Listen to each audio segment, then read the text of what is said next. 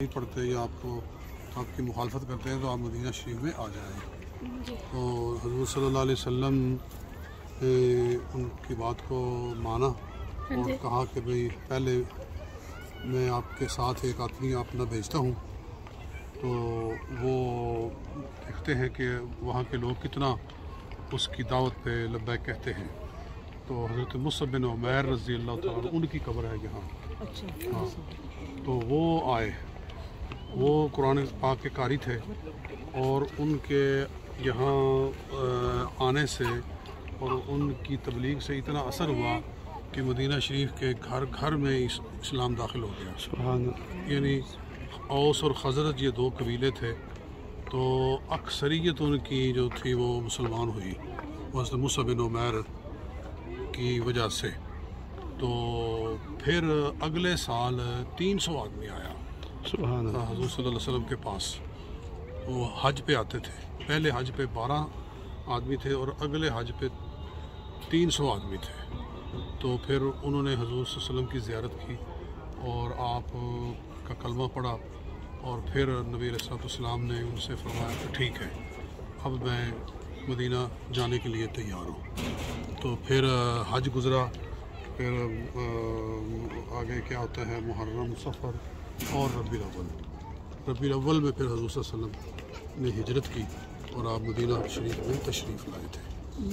تو مطلب ہے کہ حضور کے آنے سے پہلے حضرت مصعب بن عمیر نے ایسا ماحول بنا دیا تھا کہ گھر گھر میں اسلام تھا۔ تو بہرحال پھر یہ جب حضور یہاں تشریف لائے تو مکے والوں نے پھر یہاں بھی آپ کو سکون سے بیٹھنے نہ دیا۔ اگلے سال ہی وہ انہوں نے اٹیک کیا اور پھر جنگ بدر ہوئی تھی، وہ یہاں سے کافی دور جگہ ہے، اور بدر میں ان کو بڑی زبردست ذلت امیز شکست ہوئی۔ تو اس کا بدلہ لینے کے لیے انہوں نے کہا تھا کہ ہم اگلے سال پھر آئیں گے۔ تو پھر تیسرے سال میں ہجری 3 کے اندر پھر غزوہ احد ہوا تھا اس جگہ پر۔ تو اس جنگ کے اندر مسلمانوں کو کافی جو ہے نا تکلیف پہنچی تھی۔ پہلے جنگ جیتی ہوئی تھی اور حضور صلی اللہ علیہ وسلم نے 50 تیر انداز صحابہ کو ایک جگہ پر بٹھایا ہوا تھا۔ یہ جو پہاڑ احد ہے نا، یہ والا ہاں، اس میں ایک خاص جگہ تھی، وہاں 50 آدمی کھڑے کیے ہوئے تھے اور کہا تھا کہ تم نے ہلنا نہیں یہاں سے جب تک کہ میں نہ تمہیں کہوں۔ تو کیا ہوا کہ جنگ شروع ہوئی تو پہلے حملے کے اندر ہی مسلمانوں نے اتنا زبردست طاقتور حملہ کیا کہ کفار بھاگ اٹھے اور اپنا مال اور اپنا اسلحہ اور سب کچھ چھوڑ کے بھاگے۔ تو وہ جو وہاں بیٹھے ہوئے تھے 50 آدمی، ان کا آپس میں اختلاف ہو گیا۔ کچھ کہنے لگے کہ اب تو یہاں بیٹھنے کا فائدہ ہی کوئی نہیں، جنگ ختم ہو گئی ہے، مال سارے لوگ اٹھا رہے ہیں، چلو ہم بھی کچھ اٹھا لیں۔ تو لیکن 12 آدمیوں نے کہا کہ نہیں، جب حضور صلی اللہ علیہ وسلم فرمایا تھا کہ جب تک میں نہ کہوں تم نے ہلنا نہیں ہے تو ہمیں نہیں ہلنا چاہیے۔ تو باقی لوگ تو نیچے اتر گئے اور 12 آدمی وہاں کھڑے رہے۔ تو پیچھے سے کافروں نے حملہ کیا اور وہ 12 آدمی تو پہلے فوراً ہی شہید ہو گئے، اور پھر ادھر سے پھر کفار نے حملہ کیا۔ تو اچانک حملہ تھا، مسلمان اس سے پھر سنبھل نہ سکے، اور جو کفار بھاگے ہوئے تھے وہ بھی پھر لوٹ آئے اور پھر دونوں طرف سے حملہ ہوا، اور اس کے اندر پھر نبی اکرم صلی اللہ علیہ وسلم کے دندان مبارک شہید ہوئے، کیونکہ کفار نے پھر حضور کے اوپر اٹیک شروع کیا، پتھر برسا رہے تھے، تیر مار رہے تھے، اور صحابہ حضور کو بچا رہے تھے ہر طرف سے۔ جو بھی صحابہ تھے نا وہ حضور کے گرد اکٹھے ہو گئے اور کہنے کہ ہماری جانیں جائیں مگر حضور کو کچھ نہ ہو۔ تو پتھر جو لگ رہے تھے، ایک پتھر آ کر حضور صلی اللہ علیہ وسلم کے سر مبارک میں لگا۔ حضور نے خود پہنا ہوا تھا لوہے کا، تو اس کے ہیلمٹ حصہ وہ پہنا ہوا تھا، تو اس کے اندر کچھ کڑے تھے، وہ کنڈے تھے کچھ، وہ حضور کے سر مبارک کے اندر داخل ہو گئے۔ تو پھر ایک پتھر آیا، وہ حضور صلی اللہ علیہ وسلم کے ہونٹوں پہ لگا، تو خون بہنا شروع ہو گیا، اور ایک دانت مبارک جو تھا نا وہ ٹوٹ گیا۔ تو اس وقت یعنی یہ بتانا یہ تھا کہ اللہ کے دین کے لیے حضور صلی اللہ علیہ وسلم جب تکلیفیں اتنی برداشت کرتے ہیں، پتھر لوگ مارتے ہیں، تو جو حضور کی امت ہے ان کو تو دین کے لیے آپ سے زیادہ قربانیاں دینی چاہیے، تو اس لیے دین کے لیے سختی بھی برداشت کرنی چاہیے. لیکن ہم نماز کے لیے ہمیں تکلیف ہوتی ہے کہ جناب نیند آ رہی ہے، نیند خراب ہو رہی ہے، لیکن جب حضور صلی اللہ علیہ وسلم اللہ کے حکم پر اتنا تکلیف برداشت کرتے ہیں تو ہمیں کیا ہے کہ بھی ہم نماز کے لیے نہیں اٹھ سکتے ہیں، ہم پریشان ہوتے ہیں.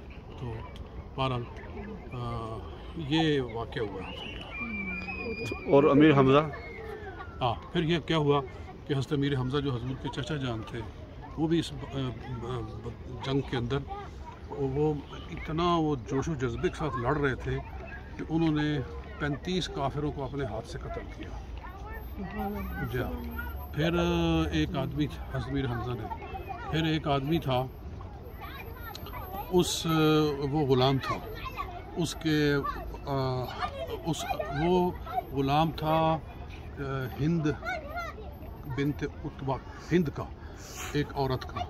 اس کے باپ کو اور اس کے بیٹے کو حضرت امیر حمزہ نے بدر میں قتل کیا تھا. 1 سال پہلے والی جنگ میں بدر میں اس کے باپ اور بیٹے کو قتل کیا تھا. وہ عورت جو تھی نا وہ کہہ رہی تھی کہ میں نے بدلہ لینا ہے، تو اس نے اپنے غلام سے کہا تھا کہ اگر تو حمزہ کو قتل کر دے تو تجھے آزاد کر دیا جائے گا. تو وہ غلام جو تھا نا وہ بھالا مارتا تھا، وہ ہوتا تھا تیر سے چھوٹا، نیزے سے چھوٹا. نیزہ تو دونوں ہاتھوں سے مارا جاتا تھا نا، تو جو بھالا ہوتا تھا وہ یوں جیولن. تو وہ اس نے ایسے مارا کہ وہ سیدھا آ کر ان کے سینے میں لگا تو پیچھے سے نکل گیا. تو حضرت امیر حمزہ پھر گر گئے، زمین پہ گر گئے. تو جو وہ تھی ہند عورت وہ آئی اور اس نے ان کا پیٹ پھاڑ دیا، اندر سے اس نے کلیجہ نکالا اور اس کو کھایا، اور یہ چبا. پھر اس طرح سے اس نے آپ کی آنکھیں نکال دی، کان کاٹ دیے، ناک کاٹ دیا، چہرہ جو تھا نا وہ اس طرح مسلا کر دیا. تو حضور صلی اللہ علیہ وسلم نے پھر حضور آپ نے جب اپنے چچا کی یہ حالت کیفیت دیکھی تو حضور اپنی آنکھوں پہ ضبط نہ کر سکے، رو پڑے. تو پھر اس موقع پر حضور نے کہا تھا کہ اگر میرا بس چلے تو میں اے چچا تیرے بدلے میں ان کے 70 قتل کروں. تو وہ اللہ تعالیٰ نے فرما دیا کہ محبوب ایسا نہ کہیں آپ. تو لیکن جب مکہ فتح ہوا تو اللہ نے وہ 70 قتل کروائے پھر حضور کی بات کو پورا کرتے ہوئے پورے قتل. تو یہ واقعات اس بدر